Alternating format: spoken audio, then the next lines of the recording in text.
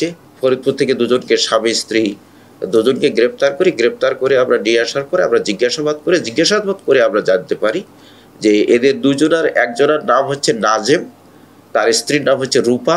নাজেমের বয়স হবে 21 বছর বা 22 বছর, রূপার বয়স হবে 20-21 বছর। তো নাজেমের বাড়ি হচ্ছে নীলফামারীর জলঢাকা, আর তার ওয়াইফ যে রূপার বাড়ি হচ্ছে সালতা, ফরিদপুর। তো এরা যে মূলত রংপুর থেকে আসছে, লালমনি এক্সপ্রেসে এসেছে ইয়াতে কমলাপুর রেল স্টেশনের নামে এরা আবার পরবর্তীতে চলে যাবে ফরিদপুরে চলে যাবে। ট্রেনের জন্য তারা ওয়েট করতেছিল 8 নম্বর প্ল্যাটফর্মে। এক পর্যায়ে এই নাজেম তার স্ত্রীর বলল যে আমি নাস্তা নিয়ে আসি, তুমি এখানে ওয়েট করো। ইন দ্য মিন টাইম রূপা কিছুটা ঘুমিয়ে পড়েছে। তার ব্যাগ, তার যে জিনিসপত্র পার্স ছিল এগুলো হারিয়ে যায়। এরপর সেই রূপা তখন একটু সম্বিত ফিরে সে খোঁজাখুঁজি করে দেখে তার ব্যাগ হারিয়ে গেছে, তার পার্স হারিয়ে গেছে। তখন সে আশেপাশের লোকজনকে জিজ্ঞেস করতেছিল। একটা পর্যায়ে আর একটা মহিলা যাচ্ছিল, তাকে সে ডেকেছে।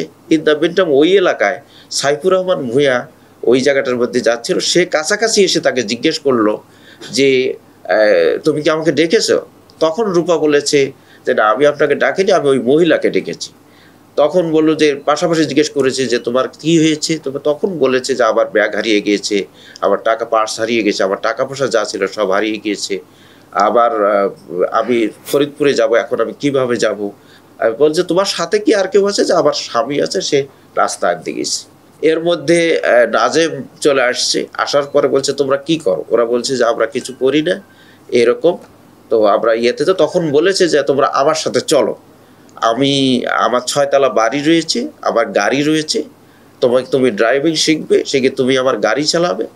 আর আমার স্ত্রী আছে, ছেলে আবার স্কুলে পড়াশোনা করে, আমার 6 তলা বাড়ি, তুমি আমার বাসায় কাজ করো। পুরানপাড়া বাতান উত্তরখানের এই বাসায় তারা তোলার পরে দেখে যে লক, ওই চাবি দিয়ে যখন খুলছিল, তখন রূপা জিজ্ঞেস করেছে তাকে যে আপনি তো বললেন আপনার স্ত্রী আছে, তো এখানে আপনার স্ত্রী কোথায়? আপনি তো নিজে আপনার তালাবদ্ধ রুম বাসা। তখন বলেছে যে না, আমার স্ত্রী আর এক বাসায় চলে গেছে, 4-5 দিন পরে আসবে। এরপরে যা ওরা ভেতরে থাকে, তো রূপা বক্তব্য মতে, আমাদের জিজ্ঞাসাবাদে যে বক্তব্য দিয়েছে, যে স্বীকার করেছে যে তার এই বিভিন্ন সময়ে এই সাইফুর রহমান তাকে শ্লীলতাহানি করত, তাদের যৌন লালসা তার পূরণ করার জন্য নানাভাবে তাকে যৌন নির্যাতন করত। সে যখন বাইরে যেত তাকে তালা দিয়ে রেখে যেত, বলতো যে তোমরা বারান্দার কাছে যাবা না, গেলে তোমার হাজব্যান্ডকে মেরে ফেলবো। তারপরে আপনার বিভিন্ন সময় তার শরীরের বিভিন্ন অংশে হাত দিত। বিভিন্ন রুম আরও ছিল, সে কোনো রুমে কোনো ফার্নিচার নেই, আমরাও গিয়ে দেখেছি। একটা রুমেই শুধু একটা খাট রয়েছে, সেখানে বলতো অন্য রুমে থাকতে দিত না। একটা রুমেই তারা শুধু 3 জনেই, মাঝখানে ছেলেটা থাকতো সাইফুর রহমান এক সাইডে, মেয়েটা এক সাইডে। বিভিন্ন সময় মেয়েটার গায়ে হাত দিত। তো এইভাবেই চলছিল। মেয়েটা খুবই বেশি এই বিষয়, তার স্বামীকে যেহেতু মেরে ফেলতে চায়, তো সে কারণে সে এটা ভয়ে তার স্বামীকেও কথাগুলো বলতে পারছিল না। 9 তারিখ দিবাগত রাতে, 10 তারিখ শুরুতে যেটা হয়েছে, 3 জন একসাথে শুয়েছে। এক পর্যায়ে মেয়েটার গায়ে এসে হাত দিচ্ছিল, ওই ছেলেটার হাত উপর দিয়ে দেওয়ার পরে, তারপরে কিছুক্ষণ পরে ছেলেটা যখন ঘুমিয়ে গিয়েছে, রূপার হাজব্যান্ড নাজেম, তখন সে উপর দিকে উঠে গিয়ে তাকে করার জন্য, হয়তো রেপ করার জন্য তাকে শরীরে উঠেছে। এক পর্যায়ে এই ধস্তাধস্তির পর্যায়ে এই নাজেম ঘুম থেকে উঠে যায়। ঘুম থেকে উঠে সে তাকে চিৎকার করে যে তুমি তাকে ছেড়ে দাও, রূপাকে ছেড়ে দাও, তার আলে আমি মেরে। এর মধ্যে সে যখন ছাড়ছিল না, তখন তাকে করলো, সে রুম থেকে গিয়ে রান্নাঘর থেকে একটা বটি নিয়ে আসলো।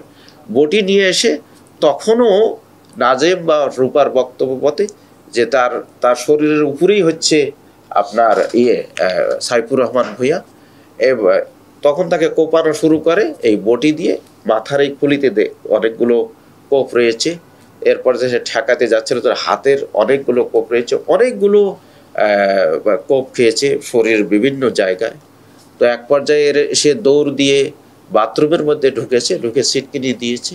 দেওয়ার পরে এরা বাথরুমের বাহির থেকেও ছিটকিনি দিয়ে রুমের তালা দিয়ে ওর একটা মোবাইল ছিল, একটা পার্স ছিল, আর ওই চাবির একটা গোছা ছিল, প্রায় 10-12টা চাবি বা 7-8টা চাবি হবে, গোছা নিয়ে এরা চলে যায়।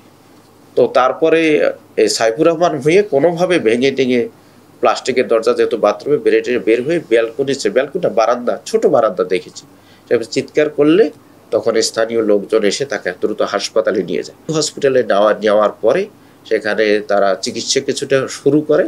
আধা ঘন্টা পরে তারা জানিয়ে দেয় যে না, সে ডিক্লাইন করেছে।